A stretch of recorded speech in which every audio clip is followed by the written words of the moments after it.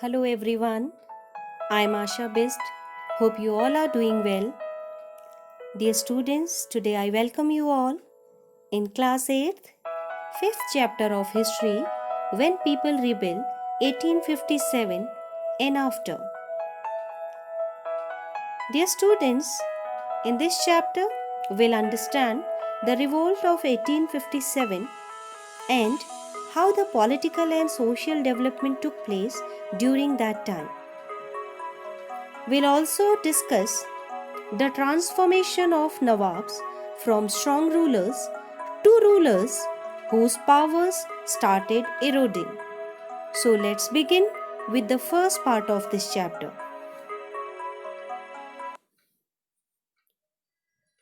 Policies and the people.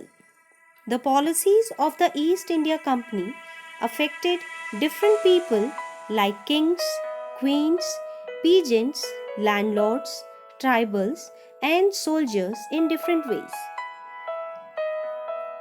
In the previous chapter, we all understood that the policies of East India Company affected mostly all the groups in the Indian society that time in different ways.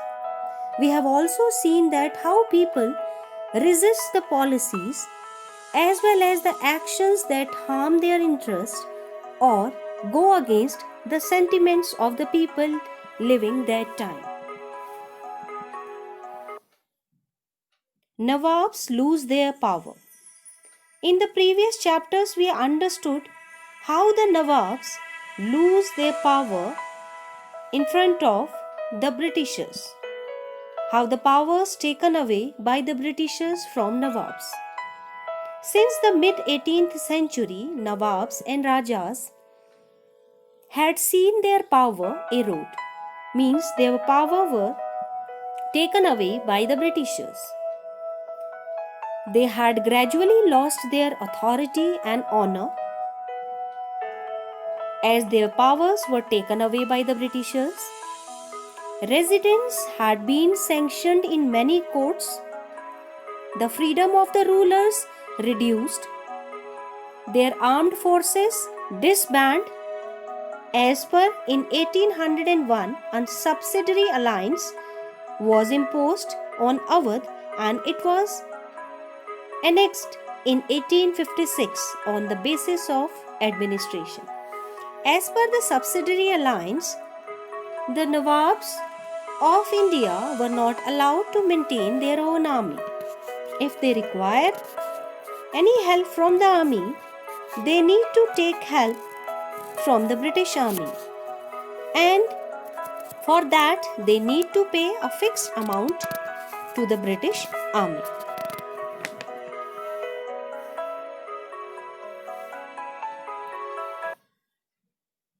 Along with this direct conquest and doctrine of lapse were imposed and symbols of authority were destroyed. Many ruling families tried to negotiate with the company to protect their interest. As an example, we can take Rani Lakshmi Bai of Jhansi. She wanted the company to recognize her adopted son as the heir of the kingdom Jhansi after the death of her husband.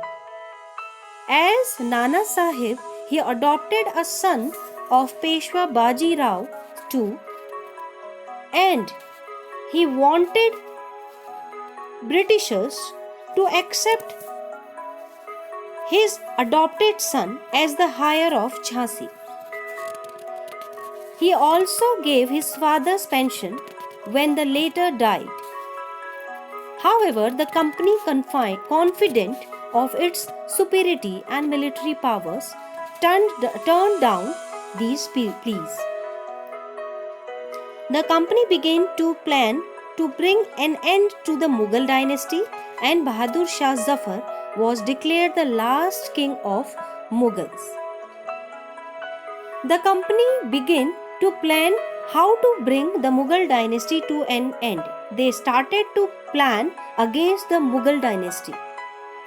The name of the Mughal king was removed from the coins which were very famous that time.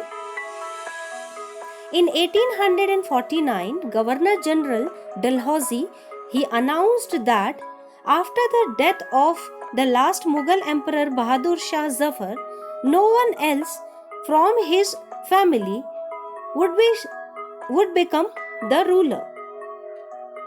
They would be shifted out of the Red Fort and given another place to live in or to reside in. Governor General Canning decided that Bahadur Shah Zafar would be the last Mughal emperor of the Mughal dynasty, and after his death, none of his descendants would be recognized as king. They would just be called as the prince. The peasants and the sepoys. In the countryside, peasants and jamidars resented the high taxes and the rigid methods of revenue collection. Many failed to pay back their loans to the moneylenders and gradually lost the lands they had tilled for generations. As we all know that the Britishers imposed a heavy amount of tax on the people living in the countryside, and most of the time the people were not able to pay their tax in time. Due to that, after a certain period of time, they started losing their own lands which they had from generations. The Indian sepoys in the employment of the company were unhappy also. They were unhappy because of the pay allowance and conditions of service. These people, those who were in the British Army from India, were not so happy because for the same rank they were not paid equal amount of money as salary in the army. Even they were not treated well in the British Army. That is why they were very unhappy.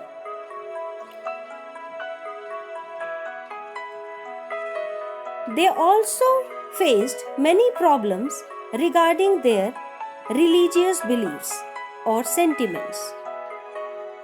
Did you know that in those days many people in the country believed that if they crossed the sea they would lose their religion and caste. So most of them denied to travel using sea route, though they were agreed traveling from one place to another with the army on the land route, through the land route.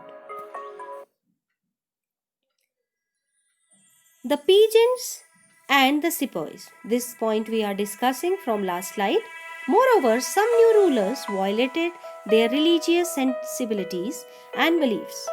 But British made it compulsory for everyone in service to follow all the terms. They made all the rules compulsory for each and every person whosoever was there in the army. They were forced to follow these rules made by the British. Sepoys also had the agricultural background, so they were directly affected with the revenue policies of British. As the sepoys, those who were working in the British Army, from family they belonged to the agricultural background. They were farmers, so they were under heavy loan from the Britishers. As the Britishers imposed heavy loan on them on their agricultural land. So they also faced a lot of problem in the British rule. Responses to reforms. The British believed that Indian society had to be reformed. It need to be changed. Laws were passed to stop the practice of sati, as that time sati practice was very famous, according to which the ladies, if their husband dies, they need to be burnt with the dead body of the husband. They also encouraged remarriage of widows so that they can be resettled in their lives. These were the reforms which took place in Indian society that time. Laws were passed to stop sati practice, as I already said, as well as they encourage remarriage of widows. The literature and the culture of India was also made to feel by Britishers as obsolete and were unworthy. One of the British writers said that the entire literature of India and Arab is equal to the one shelf of the books of English literature. English language education was actively promoted that time. They considered the Indian literature less important than the English literature. After 1830, the company allowed Christian missionaries to function freely in its domain and even own land and property. One of the British writers said that the entire literature of India and Arab is equal to the one shelf of the book of English literature. This statement of this British writer directly explains that what he used to think about the Indian and Arab literature. When he compared the English literature with the Indian and Arab literature, he declared that English literature is rich, very knowledgeable, and should be read by everyone, and Hindi literature that is not as rich as the British or English literature. So they promoted English literature in the society rather than the Indian or Arab literature. Indians took these reforms as offense. They did not accept it at all to their culture and heritage. They saw this as the offense on their culture and heritage and considered them as subordination of religious practices and opposed them. They did not follow them, they did not accept these reforms. They opposed it, they went against it, they came together and started fighting against these unjust laws which were formed by the Britishers. Through the eyes of the people that time, people convinced that the English were determined to wipe out the religions of Hindu and the Muslim and wanted the whole population to be converted in Christianity. This was the belief of the people that time. As I said, after 1830, the company allowed Christian missionaries to function freely in its domain and even own their lands in the areas as well as property. In 1850, a new law was passed to make conversion to Christianity easier. Okay, what they thought, they started converting people from Hindu and Muslim religion to Christianity. This law allowed an Indian who had converted to Christianity to inherit the property. And how they convinced people to change their religion? By allowing them to get property. This law allowed an Indian to convert into Christianity as well as own the property of ancestors. Many Indians began to feel that the British were destroying their religious beliefs and they started fighting against it.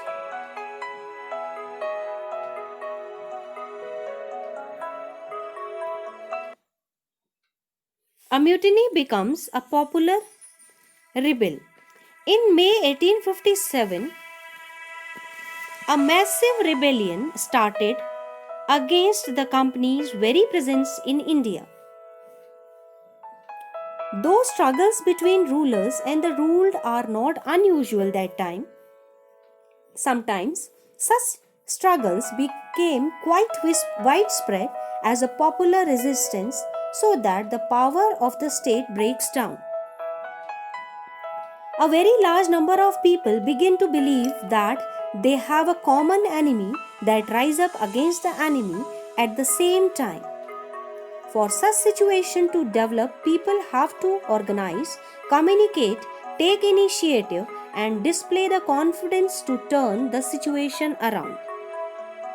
So it means they went against the British rules, British reforms which they made, and a massive rebel started against the company by the Indians.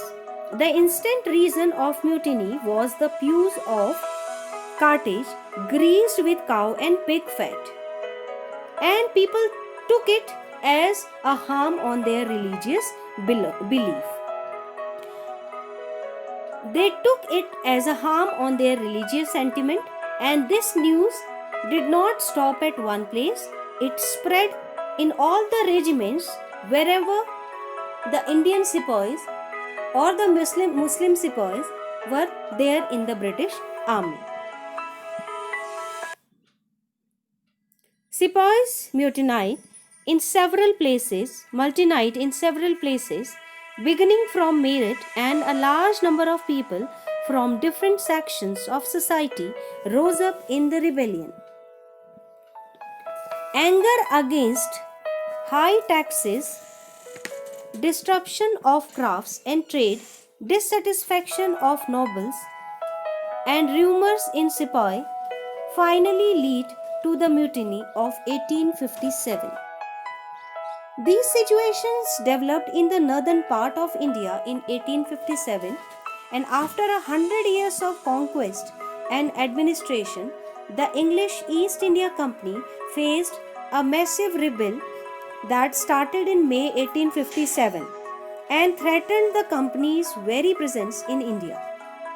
Sepoys mutinied in several places, beginning from Meerut, and a large number of people from different sections of the society. They came together as they were facing so many laws, unjust laws, or dissatisfaction from by the Britishers, because their cultural beliefs, religious beliefs, as well as their occupations which they were following were facing a great harm at that point of time. So due to that, this mutiny became a massive rebellion against the British. This is all about this part of this chapter. We'll soon meet with the second part. Till then, take care and have a good day.